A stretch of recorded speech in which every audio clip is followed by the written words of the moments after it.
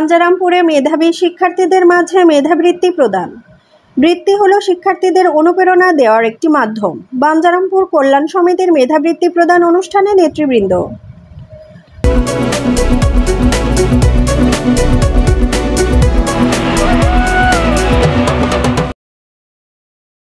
আসসালামু আলাইকুম। শুনছিলেন এডিপি বাংলার সংবাদ শিরোনাম। আমাদের বাঞ্ছারামপুর ব্রাহ্মণবাড়িয়ার প্রতিনিধি শফিকুল ইসলামের তথ্যচিত্রে সঙ্গে রয়েছে আমি পিঙ্কি আক্তার। এবার বিস্তারিত। ব্রাহ্মণবাড়িয়ার বাঞ্ছারামপুরে মেধাবী শিক্ষার্থীদের মাঝে মেধাবৃত্তি ও সম্মাননা প্রদান করা হয়েছে। ঢাকাস্থ বাঞ্ছারামপুর উপজেলা কল্যাণ সমিতির উদ্যোগে শনিবার 19 এপ্রিল বাঞ্ছারামপুর সদরে মাওলাগঞ্জ বাজার অডিটোরিয়ামে অনুষ্ঠিত সমিতির সাধারণ সম্পাদক major SM. Saidul Islam PSC অবসর ও অ্যাডভোকেট মীর হালিমের সঞ্চালনায় সভাপতিত্ব করেন কল্যাণ সমিতির সভাপতি ও বিশ্ববিদ্যালয় মঞ্জুরি কমিশনের সাবেক সচিব মোহাম্মদ মুফাক্কের। এতে প্রধান অতিথি হিসেবে উপস্থিত ছিলেন সাবেক সংসদ সদস্য ও কল্যাণ সমিতির প্রধান পৃষ্ঠপোষক এম.এ. খালেক পিএসসি। এ সময় বাঞ্ছারামপুর উপজেলার 38টি উচ্চ বিদ্যালয় ও মাদ্রাসার 7ম শ্রেণী থেকে 10ম শ্রেণী পর্যন্ত প্রতি শ্রেণীর 3 জন করে মেধাবী 816 জন শিক্ষার্থীকে 8 লক্ষাধিক নগদ অর্থ প্রদান করা হয়।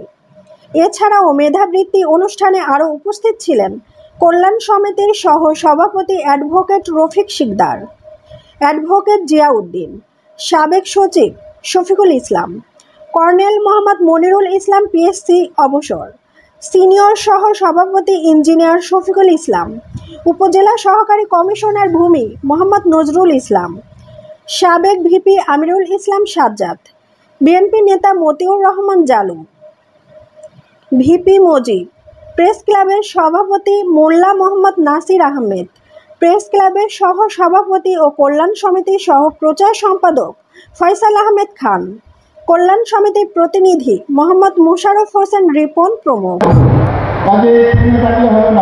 যারা আজকে আমাদের দেশের প্রতিবাদ কদর কম, আজকে তোমাদেরকে সম্মানিত করা হচ্ছে, উৎসাহিত করা হচ্ছে। আমাদের ছোটবেলাটাই মন ছিল না, আমরা এই সুযোগটুকু পাইনি। তবু আমরা সম্মান করে এতটুকু গেছি। সারা ভয় করতাম, কাগজ ছিল না, পায়ে জুতা ছিল না, লঙ্গি করে স্কুলে যাইতে হইতো, মাঠে কাদা মাঠে পা দিয়া, বস্তা কেলে নৌকা দিয়া, কত কষ্ট করে বই উপরে যে ছাত্র ছিল তাকে বলতাম যে ভাই আমার 200 টাকা আছে, তো পাস করলে বইগুলো আমাদের দিয়ে দিবি, এই নতুন বই আমাদের জীবনে ঢুকে নেই। এত প্রতিকূল অবস্থার মধ্যে আমরা কিন্তু বড় হয়েছি। তো তোমাদের জীবনটা অত্যন্ত সুন্দর। আমি মেয়েদেরকে, ছেলেরা তো এখানে নাই, তো আমি ছাত্রছাত্রীদের দিয়ে শুরু করতে চাই। এই ছাত্রছাত্রী তোমরা যারা এসছো, তোমরা আমাদের আগামী দিনের ভবিষ্যৎ।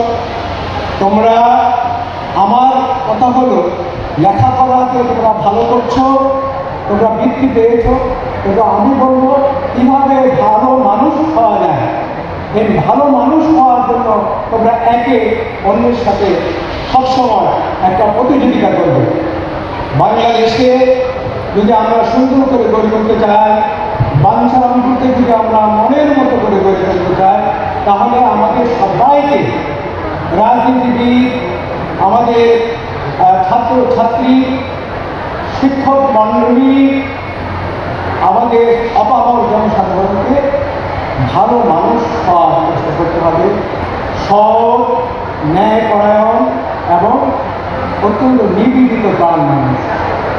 সম্মানিত শিক্ষক মণ্ডলী, আপনাদেরকে, আপনারা জাতির মেরুদণ্ড, এটা অত্যন্ত সত্যি একটা কথা। শিক্ষক মানে অত্যন্ত সম্মানিত। আমরা যারা চাকরি বাকরি করেছি, অনেকে বড় বড় পরিশ্রমে আমরা চাকরি করেছি, অনেকে ছোট পরিশ্রমে চাকরি করেছি।